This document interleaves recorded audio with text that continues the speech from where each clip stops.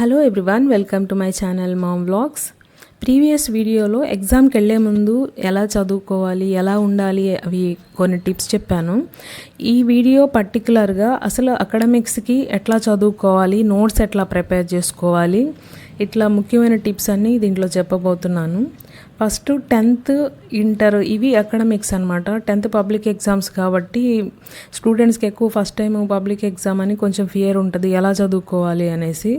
యాక్చువల్గా 10th start అయ్యేటప్పుడు మీకు స్కూల్లో టీచర్స్ వచ్చి సబ్జెక్ట్ చెప్పేస్తారు, మెటీరియల్ ఇస్తారు, ఇంపార్టెంట్ క్వశ్చన్స్ ఉంటాయి కాబట్టి అవి నేర్చుకుంటారు. ప్లస్ యూనిట్ టెస్ట్, స్లిప్ టెస్ట్లు అవి నడుస్తూనే ఉంటుంది. అక్కడ వరకు అకాడమిక్ వర్క్ బాగుంటుంది, మీకు మెటీరియల్ అవి చదివేసి రాసేస్తారు. కానీ ఇక్కడ నేను చెప్పేది ఏంటంటే కాంపిటేటివ్ ఎగ్జామ్స్ కోసం, అంటే నీట్, ఎంసెట్, జేఈ మెయిన్స్ వీటి కోసమే కాదు, ఇంకా ఏదైనా గవర్నమెంట్ జాబ్స్ రాసే వాటికి కూడా ఇంపార్టెంట్ టిప్స్ అనమాట. అసలు ఆ నోట్స్ ఎట్లా రాసుకోవాలి, ఎస్ఏ క్వశ్చన్స్ ఎట్లా రాసుకోవాలి, ఇట్లాంటి టిప్స్ నేను దీంట్లో చెప్పబోతున్నాను. ఇప్పుడు 10th క్లాస్లో మీకు సైన్స్, సోషల్ ఇట్లా చాలా సబ్జెక్ట్స్ అన్నీ ఉంటాయి కదా. ఇప్పుడు ఎగ్జాంపుల్ నేను బయాలజీ తీసుకున్నాను. బయాలజీలో మీకు చాలా లెసన్స్ ఉంటాయి. సో అట్లానే ప్రతి సబ్జెక్ట్లో లెసన్స్ ఉంటాయి. ఫస్ట్ 10th క్లాస్కి వచ్చే స్టూడెంట్ ఫస్ట్ టిప్ ఏంటంటే తెలుసుకోవాల్సింది, మీరు 10th స్టార్ట్ అవ్వగానే ఫస్ట్ టెక్స్ట్ బుక్ తీసుకోండి. టెక్స్ట్ బుక్లో బయాలజీలో ఎన్ని లెసన్స్ ఉన్నాయి ఫస్ట్ తెలుసుకోవాల్సింది, ఎన్ని లెసన్స్ ఉన్నాయి. సో ఆ లెసన్స్లో ఆల్రెడీ ఎగ్జామ్ వెయిటేజ్ ఇస్తారనమాట. అంటే ఫర్ ఎగ్జాంపుల్ సర్క్యులేటరీ సిస్టమ్ ఉంది, దాంట్లో heart structure, function SA question ఉంటుంది, లేదా ఎక్స్క్రెటరీ సిస్టము. సో ఇట్లా ఎస్ఏ క్వశ్చన్స్, షార్ట్ క్వశ్చన్స్ ఇట్లాంటివన్నీ ఉంటాయి. సో వెయిటేజ్ ఇస్తారనమాట. సో ఫస్ట్ తెలుసుకోవాల్సింది, ఒక సబ్జెక్ట్లో ఎన్ని లెసన్స్ ఉన్నాయి, ఏ లెసన్కి ఎంత వెయిటేజ్ ఇస్తున్నారు. వెయిటేజ్ మీన్స్ మార్క్స్ అనమాట. సో ఎక్కువ మార్క్స్ ఏ లెసన్కి ఇస్తున్నారో అంటే ఆ లెసన్లో ఎస్ఏ క్వశ్చన్స్ ఇవ్వచ్చు, షార్ట్ క్వశ్చన్స్ ఇవ్వచ్చు. సో అవి మనం ముందు తెలుసుకోవాలి. సో ఇంపార్టెంట్, మీకు స్కూల్లో టీచర్స్ కూడా లెసన్ చెప్పేటప్పుడు ఎస్ఏ క్వశ్చన్స్ ఇంపార్టెంట్ చెప్తారు. కానీ మీరు అసలు ఒక సబ్జెక్ట్లో ఈ లెసన్స్ ఉన్నాయనేది ఫస్ట్ తెలుసుకోవాలి. సో తర్వాత ఆ ఇంపార్టెంట్ క్వశ్చన్స్ మీకు తెలుసుకోవాలి అనుకుంటే మీరు ఒక చిన్న నోట్స్ కూడా ప్రిపేర్ చేసుకోవచ్చు. హాలిడేస్ ఉంటుంది కదా మీకు, 10th ముందు హాలిడేస్ ఉంటుంది. అట్లాంటప్పుడు ఒక చిన్న నోట్స్ చేసుకోండి. నోట్స్ ఏంటంటే మీకు గైడ్ దొరుకుతుంది. స్టేట్ లెవెల్ వాటికి ఆల్ ఇన్ వన్ అని గైడ్ ఉంటుంది. Previous question papers 10th క్లాస్వి 10 years papers ఉంటాయి అన్నమాట. సో మీరు బయాలజీ ఎగ్జాంపుల్ బయాలజీ తీసుకుంటే ఆ 10 years పేపర్స్ ఒకసారి చూస్తే ఎస్ఏ క్వశ్చన్స్ రిపీటెడ్ క్వశ్చన్సే ఉంటాయి, షార్ట్ క్వశ్చన్స్ రిపీటెడే ఉంటాయి. సో ఆ లెసన్స్లో రిపీటెడ్ క్వశ్చన్సే వస్తాయన్నమాట. సో అక్కడే మీకు ఏ ఎస్ఏ క్వశ్చన్స్ వస్తాయి, ఏ షార్ట్ క్వశ్చన్స్ వస్తాయి అన్నీ తెలిసిపోద్ది. అంటే before going to school 10th class మీకు సబ్జెక్ట్ మీద ఒక ఐడియా ఉంటుంది అనమాట. ఓకే, నాకు బయాలజీలో 10 లెసన్స్ ఉన్నాయి, సో ఈ లెసన్ ఎక్కువ వెయిటేజ్ ఉంది, అంటే చాలా ఇంపార్టెంట్ క్వశ్చన్స్ ఉన్నాయి, సో ఇది మనం జాగ్రత్తగా వినాలి. సో ఈ టైప్లో కొంచెం నాలెడ్జ్ ఉంటుంది మీకు. సో ఇది ఫస్ట్ టిప్. సెకండ్ వచ్చేసి మనం ఓన్ నోట్స్ ఎట్లా చేసుకోవాలి, ఎందుకు ఓన్ నోట్స్ అనేది చెప్తాను. ఓన్ నోట్స్ అనేది ఉండడం వల్ల, మనం ఆ నోట్స్ చదువుకోవడం వల్ల బ్రెయిన్లో బాగా ప్రింట్లా పడిపోతుంది అనమాట. ఇప్పుడు టెక్స్ట్ బుక్లో మెటీరియల్ ఇస్తారు మీకు, మెటీరియల్ కూడా చాలా ఉంటాయి, కానీ మీరు ఇంకా షార్ట్కట్లో రాసుకున్నందువల్ల మీకు బాగా అర్థమవుతుంది అనమాట. సో దీంట్లో నేను చెప్పేది ఏంటంటే ఫస్ట్ టిప్పు జస్ట్ టెక్స్ట్ బుక్లో ఏం లెసన్స్ ఉన్నాయి, సెకండ్ అసలు ఏమి ఇంపార్టెంట్ క్వశ్చన్స్ ఉన్నాయి. ఇది అకాడమిక్స్ కోసం చెప్తున్నాను. సో 100% స్కోర్ చేసుకోవడం కోసము అనమాట. ఈ వీడియో మొత్తం కాస్త స్కిప్ చేయకుండా చూస్తే కొంచెం ఇంపార్టెంట్ చెప్తాను. సో ఇక్కడ సబ్జెక్ట్ వచ్చి నేను యాక్చువల్గా బయాలజీ తీసుకున్నాను. బయాలజీ వచ్చేటప్పటికి దీంట్లో కూడా నేను ఒక హ్యూమన్ సర్క్యులేటరీ సిస్టమ్ తీసుకున్నాను. సో ఈ చాప్టర్ చూసినప్పుడు మనం మామూలుగా ఇట్లా నేనైతే నోట్స్ రాస్తున్నాను అనమాట. ఇక్కడ షార్ట్కట్లో ఇక్కడ ఏమవుతుందంటే చాలా సైడ్ హెడ్డింగ్స్ వస్తాయి. ఫర్ ఎగ్జాంపుల్ అసలు సర్క్యులేటరీ సిస్టమ్ అంటే ఏమొస్తుంది, తర్వాత బ్లడ్లో మళ్ళీ ఏమొస్తాయి. సో హార్ట్ అనేది చాలా పెద్ద టాపిక్ కాబట్టి అది ఇవ్వలేదు. నెక్స్ట్ బ్లడ్ వెజల్స్ అంటే ఏమొస్తాయి, తర్వాత సెల్స్ ఏమొస్తాయి, బ్లడ్ సెల్స్ ఏముంటాయి, ఆ సెల్స్లో ఏం టైప్స్ ఉంటాయి, ఇట్లాగా ఒక్కొక్క సైడ్ హెడ్డింగ్ లాగా ఉంటాయి అన్నమాట. సో ఈ అన్ని సైడ్ హెడ్డింగ్స్ని మనం కలిపి మనము ఒక దగ్గర రాసుకోవాలి. అట్లా రాసుకోవడం వల్ల మనకి కాంపిటేటివ్ ఎగ్జామ్స్లో ఇచ్చే బిట్స్ కూడా ఈజీగా చేయగలుగుతాం కన్ఫ్యూజన్ లేకుండా. సో అక్కడ బిట్స్ కూడా యూజ్ అవుతుంది, అకాడమిక్కే కాకుండా బిట్స్కి కూడా యూజ్ అవుతుంది అనమాట. నోట్స్ రాసుకోవడం అంటే చాలామంది ఏం చేస్తారంటే దాంట్లో ఉన్న పాయింట్స్ అన్నీ వన్ బై వన్ రాసుకుంటూ వెళ్ళిపోతారు అనమాట. సో సైడ్ హెడ్డింగ్స్ ఎక్కువ ఉన్న వాటికి ఇప్పుడు నేను చెప్పే టిప్పు చాలా ఇంపార్టెంట్ అనమాట. సో ఇప్పుడు ఈ వీడియోలో నేను చెప్పబోయేది ఏంటంటే how to write mind map. Mind map అనేది ఎలా రాసుకోవాలి, మీకు ఆల్రెడీ మెటీరియల్లో కూడా ఇస్తారు మైండ్ మ్యాప్లు. కానీ ఒక 10 మైండ్ మ్యాప్లు మీరు చదవడానికి, ఒక లెసన్లో 10-15 మైండ్ మ్యాప్లు మీరు చదవడానికి, మీరు ఒకటే మైండ్ మ్యాప్ మీరు రాసుకునేందుకు ఒక లెసన్కి ఒక్క మైండ్ మ్యాప్ రాసుకున్నారంటే లెసన్ మొత్తం మీ చేతిలో ఉన్నట్టే. సో షార్ట్కట్లో మీకు ఓకే ఈ లెసన్లో ఇన్ని సైడ్ హెడ్డింగ్స్ ఉన్నాయి, ఓకే ఇవన్నమాట టాపిక్స్. టెక్స్ట్ బుక్లో ఉన్న 10 పేజీల్లో ఉన్నది మీరు ఒక్క పేజీలో మైండ్ మ్యాప్లో రాసేసుకుంటారు అనమాట. అది ఇంపార్టెంట్ అనమాట ఇక్కడ. సో మైండ్ మ్యాప్ అనేది చాలా ఇంపార్టెంట్. థియరీ పార్ట్కి సైడ్ హెడ్డింగ్స్ కానీ లేకపోతే అది పాయింట్ వైజ్గా రాసుకుంటాము, అది నెక్స్ట్ వేరే క్లాస్లో చెప్తాను. దీంట్లో మాత్రం ఇప్పుడు నేను చెప్పే వీడియోలో ఎక్కువ మైండ్ మ్యాప్లు అంటే ఏంటి, ఎక్కువ సైడ్ హెడ్డింగ్స్ ఉంటే అవి గుర్తుపెట్టుకోవాలంటే కష్టంగా ఉంటుంది. ఫర్ ఎగ్జాంపుల్ ఈ 10 లెసన్స్లో మ్యాక్సిమం ఒక 8 లెసన్స్కి ఎక్కువ సైడ్ హెడ్డింగ్స్ ఉన్నాయనుకోండి, కన్ఫ్యూజన్ అవుతారు. సో అందుకోసం అనమాట ఇప్పుడు నేను ఇక్కడ చూపించేది హ్యూమన్ సర్క్యులేటరీ సిస్టమ్. సో దీంట్లో ఒక్కొక్క సైడ్ హెడ్డింగ్ ఉంది చూసారా. సో ఇట్లా ఒక్క లెసన్లోనే ఒక 5-6 సైడ్ హెడ్డింగ్స్ ఉన్నప్పుడు కన్ఫ్యూజన్ అవుతాం. సో మనం ఏం చేయాలి, ఇప్పుడు ఇక్కడ ఉంది చూసారా, ఫర్ ఎగ్జాంపుల్ ఒక బిట్ ఏదన్నా ఇచ్చారు, ఇక్కడ న్యూట్రోఫిల్స్ అన్నారు. న్యూట్రోఫిల్స్ ప్రజెంట్ ఇన్ అని ఒక బిట్ ఇచ్చారు. మీరు కన్ఫ్యూజ్ అయ్యారనుకోండి, గ్రాన్యులోసైటా ఏ గ్రాన్యులోసైటా అని అనుకున్నారనుకోండి, సో ఒక బిట్ పోతుంది. సో మార్క్ పోయింది అక్కడ. సో కాంపిటేటివ్ ఎగ్జామ్స్కి కూడా యూజ్ అవుతుంది అనమాట ఇట్లా రాసుకోవడం వల్ల. కాబట్టి మైండ్ మ్యాప్ అనేది బిట్స్కి యూజ్ అవుతుంది, ప్లస్ అకాడమిక్స్కి కూడా యూజ్ అవుతుంది అనమాట. సో ఇట్లా కట్ చేసి చిన్న సైడ్ హెడ్డింగ్స్ ఇట్లా మైండ్ మ్యాప్లు చిన్నవి రాసుకోవడం వల్ల మనకి కన్ఫ్యూజన్ అయిపోతాం అనమాట.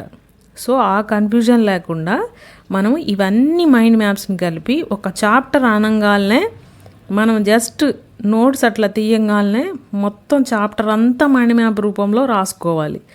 అప్పుడు అట్లా రాసుకుంటే మనకు బాగా ఉంటుంది అనమాట. ఇక్కడ హ్యూమన్ సర్క్యులేటరీ సిస్టమ్ తీసుకున్నాను నేను ఎగ్జాంపుల్కి. సో దీంట్లో చూసారా ఎన్ని ఉన్నాయో, చిన్నవి అనమాట mind maps. Blood cells, RBC, WBC, platelets, మళ్ళీ డబ్ల్యూబీసీకి మళ్ళీ ఒక సైడ్ హెడ్డింగ్స్ అనమాట. సో ఇట్లా ఇన్ని సైడ్ హెడ్డింగ్స్ ఉన్నప్పుడు మనం కన్ఫ్యూజ్ అవుతాం కదా. సో దీన్ని మొత్తం ఒక దాంట్లో ఎట్లా రాసుకోవాలనేది నెక్స్ట్ నేను దీన్ని రాసి చూపిస్తాను మీకు.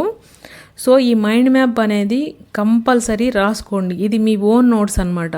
మీరు దీన్ని రివిజన్ చేసుకుంటూ ఉన్నారంటే ఈ చాప్టరు మొత్తం టోటల్గా మీకు అర్థమైపోద్ది. ఓకే ఈ చాప్టర్లో ఇవి ఉన్నాయి సైడ్ హెడ్డింగ్స్. అప్పుడు ఒకవేళ మీరు ఎస్ఏ క్వశ్చన్ రాయాలనుకోండి, ఆ ఒక్కొక్క టాపిక్కి సంబంధించి ఒక 3 పాయింట్స్ 4 పాయింట్స్ రాసినా మొత్తం పెద్ద ఎస్ఏ క్వశ్చన్ అయిపోద్ది అనమాట మీకు.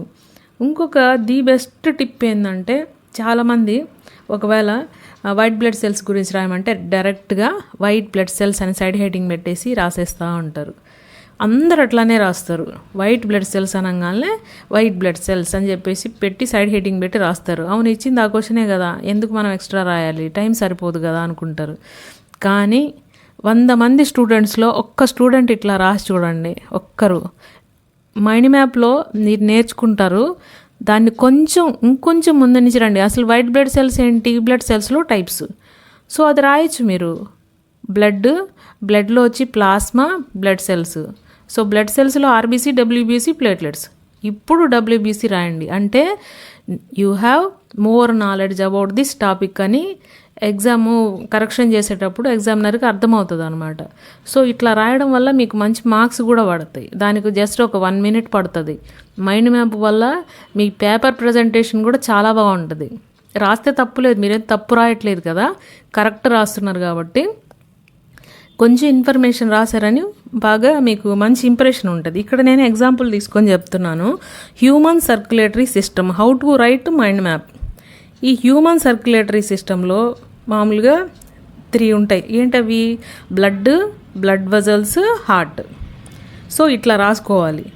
నెక్స్ట్ తర్వాత దీంట్లో ఫస్ట్ బ్లడ్ వెజల్స్ అంటే ఏముంటాయి? Arteries, veins, capillaries. బ్లడ్కి వద్దాం. బ్లడ్ వచ్చేటప్పటికి మళ్ళీ 2 సబ్స్టాన్సెస్ ఉంటాయి. సో 2 సబ్స్టాన్సెస్ ఏంటి? బ్లడ్ సెల్స్ ఆర్ కార్పసెల్స్ అంటాం. సో తర్వాత ఈ బ్లడ్ సెల్స్ మళ్ళీ 3 టైప్స్. ఏంటవి? RBC, WBC, next platelets. So ఇట్లా రాసుకోవాలన్నమాట మనం. తర్వాత ఈ డబ్ల్యూబీసీ అనేది మళ్ళీ 2 టైప్స్. ఏంటి? గ్రాన్యులోసైట్స్, ఏ గ్రాన్యులోసైట్స్ అన్నమాట. ఇక్కడ ఆర్బీసీ అంటే రెడ్ బ్లడ్ సెల్స్, డబ్ల్యూబీసీ అంటే white blood cells, platelets. So ఇక్కడ గ్రాన్యులోసైట్స్, ఏ గ్రాన్యులోసైట్స్ అంటే ఇచ్చిన సైడ్ హెడ్డింగ్ కూడా మనం అర్థం చేసుకుంటే ఎప్పటికీ మర్చిపోమన్నమాట. గ్రాన్యూల్స్ అంటే చిన్న చిన్న రేణువులు, గ్రాన్యులోసైట్స్ అంటే granules are present. So granulocytes అంటాం. ఏ గ్రాన్యులోసైట్స్ అంటే గ్రాన్యూల్స్ ఆబ్సెంట్ అనమాట. సో చిన్న వర్డ్ మనము నేర్చుకునేటప్పుడే ఇట్లాంటి సైడ్ హెడ్డింగ్స్ని జాగ్రత్తగా నేర్చుకోవాలి, అర్థం చేసుకొని. సో గ్రాన్యులోసైట్స్ అంటే గ్రాన్యూల్స్ ప్రజెంట్, ఏ గ్రాన్యులోసైట్స్ అంటే గ్రాన్యూల్స్ ఆబ్సెంట్. సో ఇప్పుడు ఈ గ్రాన్యులోసైట్స్ కూడా మళ్ళీ ఏంటి? 3 టైప్స్. న్యూట్రోఫిల్స్, బేసోఫిల్స్, ఈసినోఫిల్స్ అంటాం. ఏ గ్రాన్యులోసైట్స్ వచ్చి 2 టైప్స్, మోనోసైట్స్, లింఫోసైట్స్ అంటాం. సో ఒకవేళ ఇప్పుడు మీకు ఎగ్జామ్లో ఒక బిట్ ఇస్తాడు, eosinophils are present in dash అంటాడు.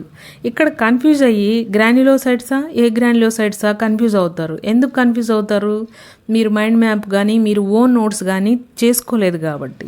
ఇట్లా మైండ్ మ్యాప్ ఉందనుకోండి, లెసన్ మొత్తం ఒక పేజ్లోనే ఉందిగా, మీకు ఇది ప్రింట్ లాగా బ్రెయిన్లో పడిపోద్ది. ఎప్పుడు రివిజన్ చేసుకునేటప్పుడు ముందు ఇది చూస్తారు కదా మీరు. సో మీకు అర్థమైపోద్ది, ఓకే ఈసినోఫిల్స్ గ్రాన్యులోసైట్స్ కదా, రాసేస్తారు. సో 1 మార్క్ గెయిన్ అయిపోయింది అక్కడ. ఇక్కడ ఏ గ్రాన్యులోసైట్స్ అంటే మోనోసైట్స్ అన్నాం కదా, ఇట్లాంటి మీనింగ్స్ కూడా తెలుసుకోవాలి. మోనో అంటే 1, di 2, tri 3, tetra 4, penta 5, hexa. So ఇట్లాంటివి కూడా మోనో అంటే 1 అనమాట. సో ఫర్ ఎగ్జాంపుల్ మీకు ఇవ్వచ్చు మోనోసైట్స్ ఆర్ ప్రెజెంట్ ఇన్ అని. సో మీరు చిన్న డయాగ్రామ్ కూడా వేసుకున్నారంటే మీకు అది ఇంకా గ్రాన్యూల్స్ అంటే చిన్న చిన్న డాట్స్ వస్తాయి దాంట్లో. సో ఇట్లాగా ఒక చాప్టర్ మొత్తం మైండ్ మ్యాప్ లాగా రాసేస్తున్నాం చూసారా, దీన్నే మైండ్ మ్యాప్ అంటారు. 10th వస్తున్న స్టూడెంట్స్ కానీ ఇంటర్ వాళ్ళు కానీ ఖచ్చితంగా మీకంటూ ఒక మైండ్ మ్యాప్ చేసుకోండి. ఎందుకు ఇది మెటీరియల్లో ఉండదా అని అడగవచ్చు మీరు. ఖచ్చితంగా ఉంటుంది, కానీ దీన్ని బిట్స్గా ఇవ్వచ్చు. ఫర్ ఎగ్జాంపుల్ మీకు ప్లాస్మా బ్లడ్ సెల్స్ వరకు ఒక మైండ్ మ్యాప్ ఉండొచ్చు. సో తర్వాత ఇక్కడ డబ్ల్యూబీసీ నుంచి ఒక మైండ్ మ్యాప్ ఉండొచ్చు. సో మీరు మొత్తం కలిపి ఒక మైండ్ మ్యాప్ రాసుకుంటున్నారనమాట. సో దీన్ని మైండ్ మ్యాప్ అంటాం. ఈ వీడియోలో నేను చెప్పాలనుకున్న ఇంపార్టెంట్ టిప్ ఏంటంటే how to write mind map. So ఈ మైండ్ మ్యాప్ వల్ల రాసుకోవడం వల్ల అకాడమిక్స్కే కాకుండా కాంపిటేటివ్ ఎగ్జామ్ అంటే NEET, EAMCET, JEE Mains, advance ఇవే కాకుండా గవర్నమెంట్ ఎగ్జామ్, కాంపిటేటివ్ ఎగ్జామ్స్కి కూడా మీకు చాలా బాగా యూజ్ అవుతుంది అనమాట. సో ఇట్లా నేర్చుకోండి. ఇంకా ఏమన్నా మీకు ఎక్సెస్ ఇన్ఫర్మేషన్ అంటే ఇప్పుడు సపోజ్ ప్లాస్మా వచ్చి 55%, ఆర్బీసీ వచ్చి 41%, డబ్ల్యూబీసీ 4%, ప్లేట్లెట్స్ వచ్చి 0.01%. సో ఇట్లా ఎక్స్ట్రా ఇన్ఫర్మేషన్ మీరు చదివినప్పుడల్లా దాని కింద రాసుకోండి. ఏదన్నా ఒక బిట్ చదివారు ప్లాస్మా గురించి, ప్లాస్మా కలర్ ఏందని, సో పేల్ ఎల్లో, సో అక్కడ రాసుకోండి కింద పేల్ ఎల్లో అని. మీకు బిట్ వచ్చింది అనుకోండి, మీరు ఆల్రెడీ నోట్స్ చదువుకుంటున్నారు కదా, సో ఒక 1 మార్క్ వచ్చేస్తుంది. సో బిట్స్కి కూడా చాలా బాగా యూజ్ అవుతుంది అనమాట ఈ మైండ్ మ్యాప్. సో ఇట్లా కూడా మీరు చదువుకోవచ్చు. ఇప్పుడు ఈ మైండ్ మ్యాప్ నుంచి ఎస్ఏ క్వశ్చన్ కూడా మీరు రాయొచ్చు. ఒక్కొక్క సైడ్ హెడ్డింగ్ ఒక 3-4 పాయింట్స్ రాసినా ఎస్ఏ క్వశ్చన్ అయిపోతుంది కదా. సో ఇక్కడ రాస్తున్నాను చూసారా, ప్లాస్మా వచ్చి 55%, ఆర్పీసీ 41%, డబ్ల్యూబీసీ 4%, ప్లేట్లెట్స్ వచ్చి 0.01% అని రాస్తున్నాను కదా. ఇట్లా రాసుకోవడం వల్ల మీకు కూడా అర్థమవుతుంది. అర్థం అవ్వడమే కాదు, ఇంకా డీప్గా ఆలోచించగలుగుతారు. ఓకే ప్లాస్మా వచ్చి మనకి 55% ఉంటుంది, ఆర్బీసీ 41. ఆర్బీసీ తక్కువ ఉన్నప్పుడు ప్లాస్మా ఎల్లో కలర్ కదా, మరి ఎల్లో కలర్ కనిపించాలి కదా అంటే, కానీ ఆర్బీసీ మాత్రం అంటే రెడ్ బ్లడ్ సెల్ రెడ్గా ఉంటాయి కాబట్టి అది రెడ్ కలర్లో కనిపిస్తుంది. ఎందుకు కనిపిస్తుంది మీకు తెలుసు కదా, హిమోగ్లోబిన్ పిగ్మెంట్ ఉంటుంది కాబట్టి. సో ఇట్లా మనము అనలిటికల్గా కూడా మీరు థింక్ చేయగలుగుతారు. ఎక్కడైతే మీరు కాంపిటేటివ్ ఎగ్జామ్స్లో ఏదన్నా ఒక ఇంపార్టెంట్ బిట్ కొంచెం టఫ్గా ఉంది బిట్ అనిపించిందో ఆ బిట్టు ఒకవేళ ఆర్బీసీకో ఇక్కడున్న సైడ్ హెడింగ్లో దేనికి సంబంధించింది అయినా దాని కింద రాసుకోండి జస్ట్ షార్ట్ కట్లో. మీరు ఈ మైండ్ మ్యాప్ చెక్ చేసేటప్పుడు మీకు నీట్గా అర్థమవుతుంది అనమాట. సో మీకు ఈ వీడియోలో మైండ్ మ్యాప్ ఎట్లా రాసుకోవాలో చెప్పాను.